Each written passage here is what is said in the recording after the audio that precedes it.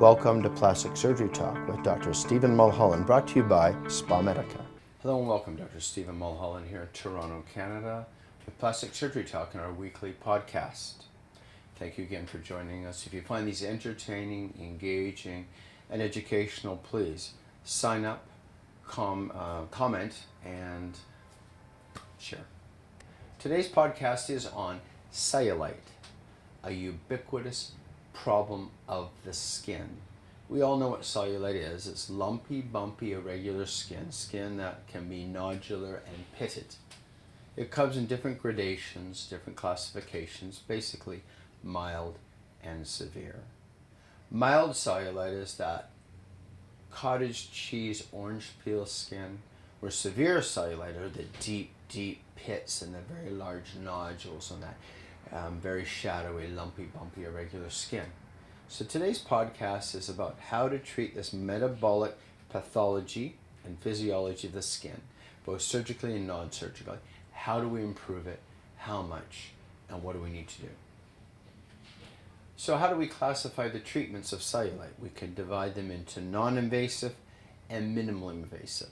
Non-invasive technologies are typically done in medical spa physician environments that are devoted to skin treatments, and they are external devices that are applied to the skin, and they typically generate suction-coupled heating or basic heating of the skin, and they target the three anatomic derangements that we see in cellulite.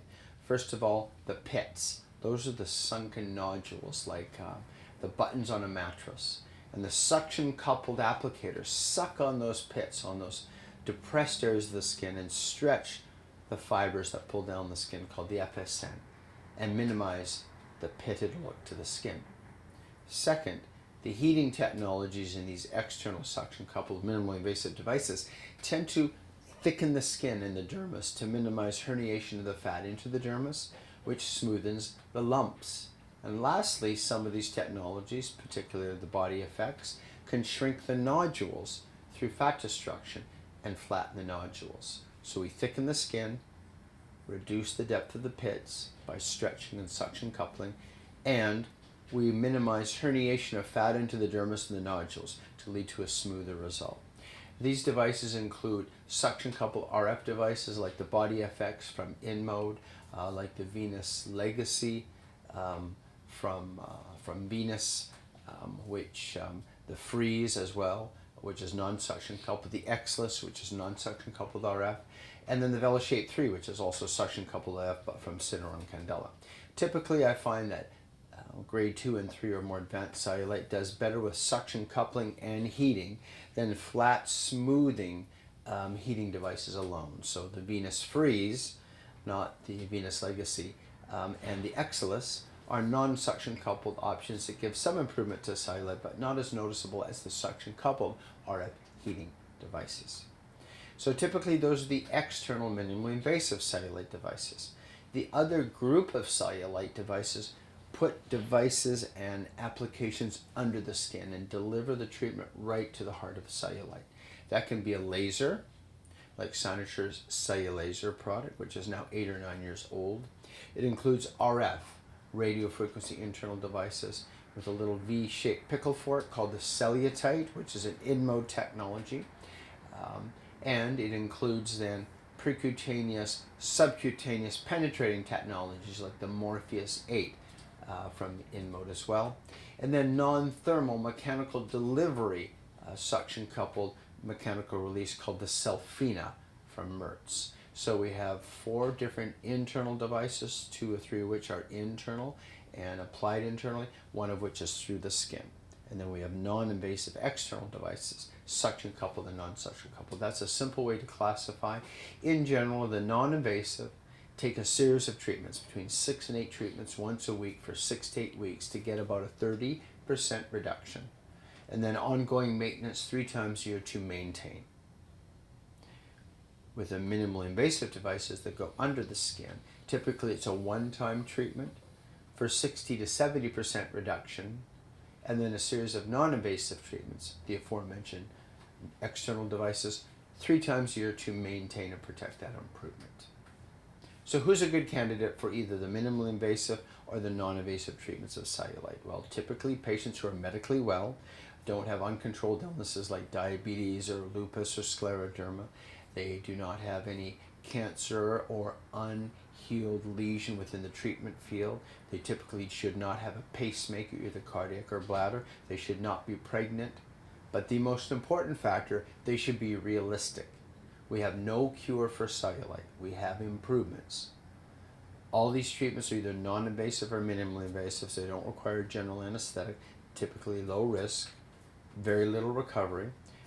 But the biggest risk is expectations of your cellulite patients are here, and they get a 30, 40, 50% reduction, and they're still unhappy because they're hoping for a cure.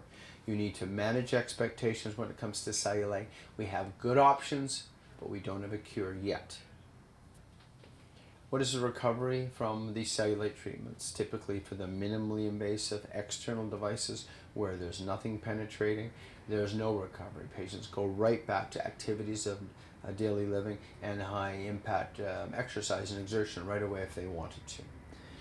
Occasionally with some of the suction coupling technologies like BodyFX, Fellowshape 3 or the Venus Legacy, there could be some fine petechial bruising or discoloration of the skin depending on how thin the skin is and whether the patient is on antiplatelet medications like aspirin-like substances.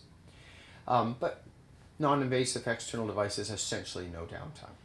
They're quite comfortable, no pain medication is required, and patients go right back to work. And typically these treatments take about between 30 and 60 minutes depending how many zones one are going to treat. For the minimally invasive devices that are put under the skin, local anesthesia is needed, usually some light oral sedation, typically 1 or 2 days of recovery before you get back to activities, and high impact activities typically 4 to 6 weeks. So Cellulaser from Cynosure, Cellulite from InMode, Cellfina. There's some bruising, some swelling from the probes being under the skin. You get double the result of the non-invasives, but still not a cure. You need about a week of downtime from the bruising and the swelling.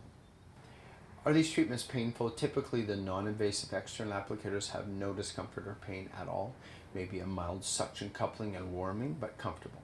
The internal devices require local anesthesia. Without local anesthesia, they would be uncomfortable. There's some discomfort from the pain of the local anesthesia, but even that is performed, the freezing that is, with nitrous oxide and laughing gas, making it a very comfortable procedure. So I would say overall, there's typically little to no discomfort after the procedure, little bruising, little stiffness with the invasives, and the non-invasive, there's no recovery, no discomfort. What are the typical costs associated with cellulite treatment? Typically the non-invasives, per zone, and a zone would be, let's say, the most common zones for cellulite, then relate to the cost. Typically cellulite is most common on the back of the buttock, zone number 1. Second most common, back of the thigh. Third most common, side or in front of the thigh, and then uncommonly the upper arm, the upper inner arm, and the upper abdomen. Those are the cellulite zones. Typically when you have one zone, which would be both buttock halves, or both of the back of the thighs, or both outer thighs, or both anterior thighs. Each one of those, the buttock, the back, the side, and the front of the thighs, is a zone. Typically you're paying by the zone. Average pricing, depending on clinics across the North American continent, you can see anywhere from $250 to $500 per treatment, and a series of 5 to 6 treatments, 6 weeks, once a week, to get your 30% or better reduction. For the invasives, the Cellulaser, the Cellulite, and the Cellfina, a single treatment protocol, you're typical looking at about a 1-hour treatment under local anesthesia that costs you about $3,000. It's about the same approximate cost of the non-invasives, where you might spend $1,500 to $2,500 for a 6-week program, but the single treatment devices give you almost double the cellulite result. So typically between $1,500 to $2,500 for the 6 non-invasive treatments, and about $3,000 for the Cellfinas type of devices, and upwards of $4,000 or $5,000 for the Cellulite and the Cellulaser treatments. Single treatment, but double the result. What are the risks of the more minimally invasive treatments? Typically, side effects include bruising and swelling. Those aren't risks, but the internals, radiofrequency from InMode, the Cellulite, laser from Cynosure, the Cellulaser, or the Cellfina, come with a small risk of marks or scarring, of cellulitis or infection, and then lack of success, permanent staining or hyperpigmentation in the skin, which requires treatment. These are the common risks associated with these devices, but typically these risks are very low, in the order of 3 to 5%. Mostly the risks of those complications don't play out in your clinical recovery course, and most patients, if they're realistic and they truly would be happy with 50% plus reduction in their cellulite over the long term, are quite happy with these minimally invasive options. Can I just treat my cellulite with diet and exercise? I get that comment a lot. In general, cellulite is a random and capricious curse. I have seen many patients who are quite Rubenesque and full-figured, lots of subcutaneous fat, high BMI, but they have smooth skin.